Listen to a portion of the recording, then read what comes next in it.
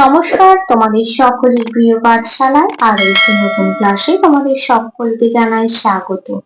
আজকে আমি তোমাদের সাথে আলোচনা করব তৃতীয় শ্রেণীর তৃতীয় পর্যায়ক্রমিক মূল্যায়ন 2025 রামাটিন কোয়েশ্চেন ব্যাংকের বাংলার 12 নম্বর স্কুলটির প্রশ্ন উত্তর। আমি আজকে ক্লাসটি শুরু করে দিচ্ছি, সকলে মন দিয়ে দেখলাম। 12 নম্বর স্কুলটির নাম হলো মালদার জেলা স্কুল। একের প্রশ্নটি বলেছি নিচের প্রশ্নগুলির উত্তর দাও।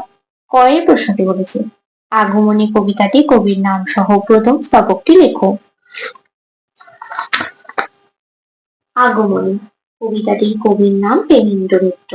বর্ষা করে যাবো যাবো শীত এখনো দূর, এরই মধ্যে মিঠে কিন্তু হয়েছে রোদ্দুর।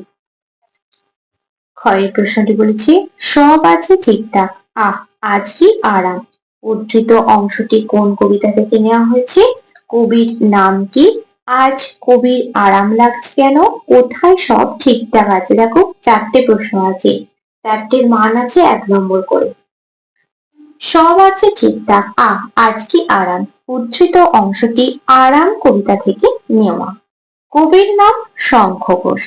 আজ কবির আরাম লাগছে কারণ বাবা ও মা দুপাশে দুজনে ঘুমিয়ে আছে, একদিকে আজান আর একদিকে শিয়ারাম চলছে, আর তাই কবির মনে হলো সব ঠিকঠাক। দেখো দুটো প্রশ্ন কিন্তু একসাথে লিখে দিলাম, এই প্রশ্নের উত্তরটা এই প্রশ্নের উত্তরটা একসাথে বলে দিলাম। গয়ের প্রশ্নটি বলেছে মা বললেন আলমারিতে আছে, লাইনটি কোন গল্প থেকে নেওয়া হয়েছে ও লেখকের নাম কি? আলমারিতে কি ছিল সেটি কে এনেছিল? মা বললেন আলমারিতে আছে, লাইনটি হিংসুটি গল্প থেকে নেওয়া হয়েছে। লেখকের নাম সুকুমার রায়। আলমারিতে পুতুলটি ছিল, সেটি মামা এনেছিল। ঘরের প্রশ্নটি বলছে কি সুন্দর পুতুল, কে বলেছিল? পুতুলটি কেন সুন্দর দেখাচ্ছিল? কি সুন্দর পুতুল, হিংসুটি বলেছিল। পুতুলটি কেন সুন্দর দেখাচ্ছিল? লাল জামা, লাল জুতো, কোঁকড়ানো চুল ইত্যাদি, এই জন্য সুন্দর দেখাচ্ছিল পুতুলটি। ওয়ার প্রশ্নটি বলেছে রাস্তার গাছেদের আজ বেশ খুশি খুশি দেখাচ্ছে। প্রদত্ত লাইনটি কোথা থেকে নেওয়া হয়েছে? লেখকের নাম কি? গাছেদের কেন খুশি খুশি দেখাচ্ছে? রাস্তার গাছেদের আজ বেশ খুশি খুশি দেখাচ্ছে। প্রদত্ত লাইনটি মন কেমনের গল্প থেকে নেওয়া হয়েছে। লেখকের নাম নবনীতা দেবসেন। বৃষ্টির দিনে রাস্তার গাছেদের খুশি খুশি দেখাচ্ছে কারণ গ্রীষ্মের প্রচন্ড গরমে গাছপালা ধুলো ভরা, ক্লান্তি হরা, মনমরা হয়ে পড়েছে। গ্রীষ্মের সবকিছুই যেন শুকিয়ে আসে। মাটি থেকেও তারা প্রয়োজন মতো রস শোষণ করতে পারে না, কিন্তু বৃষ্টির দিনে গাছেরা রস শোষণ করতে পারে ও পাতাগুলি বৃষ্টির জলে ধুয়ে যায়। তারপর তারা প্রাণ ভরে নিঃশ্বাস নিতে পারে ও খাদ্য তৈরি করতে পারে। জয়ের প্রশ্নটি বলেছে সেজে গণির পদ্ম আঁকি, সেই তোরে নীল কণ্ঠ পাখি। উদ্ধৃত অংশটি কোন কবিতার অংশ ও কবির নাম কি? নীলকণ্ঠ পাখি কি বার্তা আনে? সেজে গণির পদ্ম আঁকি, সেই তোরে নীল কণ্ঠ পাখি। উদ্ধৃত অংশটি দেশের মাটি কবিতার অংশ ও কবির নাম সত্যেন্দ্রনাথ দত্ত। নীলকণ্ঠ পাখি মুক্তির সুখে বার্তা আনে। ছয়ের প্রশ্নটি বলেছে সব নষ্টের গোড়ায় রয়েছে ওই। উদ্ধৃত অংশটি কোন গল্প থেকে নেওয়া হয়েছে? কথাটি কে বলেছিল? ওই বলতে কাকে বোঝানো হয়েছে ও তাকে কিভাবে শাস্তি দিয়েছিল? সব নষ্টের গোড়ায় রয়েছে ওই। উদ্ধৃত অংশটি কিসের থেকে কি যে হয় গল্প থেকে নেওয়া হয়েছে। কথাটি চাষি বলেছিল। ওই বলতে কাঠ পিঁপড়েকে বোঝানো হয়েছে। তার শাস্তি হিসেবে তাকে কোমরে সুতো বেঁধে ঝুলিয়ে রেখেছে। ঈশপ কে ছিলেন? তিনি কোন দেশের মানুষ ছিলেন? তার প্রভুর নাম কি ও তাকে কোথায় পাঠিয়েছিলেন? ঈশপ একজন কৃতদাস ছিলেন। তিনি দেশের মানুষ ছিলেন। তার প্রভুর নাম রাজা কোষাস, তাকে ডেলফিতে পাঠিয়েছিলেন। ঝড়ের প্রশ্নটি বলেছে বিরক্ত হয়ে বলল যেথায় যায় না তোর তাতে কি। লাইনটি কোন গল্প থেকে নেওয়া হয়েছে? বিরক্ত হয়ে কে ও কাকে বলেছিল? কেন বিরক্তি হয়েছিল? বিরক্ত হয়ে বলল, যেথায় যাই না তোর তাতে কি? লাইনটি পান্তাবুড়ি গল্প থেকে নেওয়া হয়েছে। বিরক্ত হয়ে পান্তাবুড়ি ছুরিকে কথা বলেছিল। বারবার বুড়িকে এই একই কথা জিজ্ঞাসা করার জন্য বুড়ি বিরক্ত হয়েছিল। দুইয়ের প্রশ্নটি বলেছে শব্দার্থ লেখো। ডাগর, ডাগর শব্দের অর্থ বড় বড়।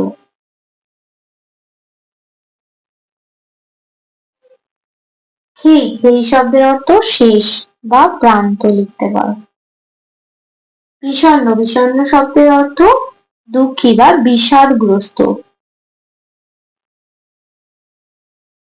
বা দুঃখী। দিগন্ত, দিগন্ত শব্দের অর্থ আকাশ ও পৃথিবীর মিলন স্থল। আকাশ ও পৃথিবীর মিলন স্থল। ঘাট, ঘাট শব্দের অর্থ পুকুরে নামার সিঁড়ি। পুকুরে নামার সিঁড়ি। নাগাল, নাগাল শব্দের অর্থ ছোঁয়া। নিষ্ঠা, নিষ্ঠা শব্দের অর্থ মনোযোগ। কৃতজ্ঞতা, উপকারী, উপকার স্মরণ রাখা।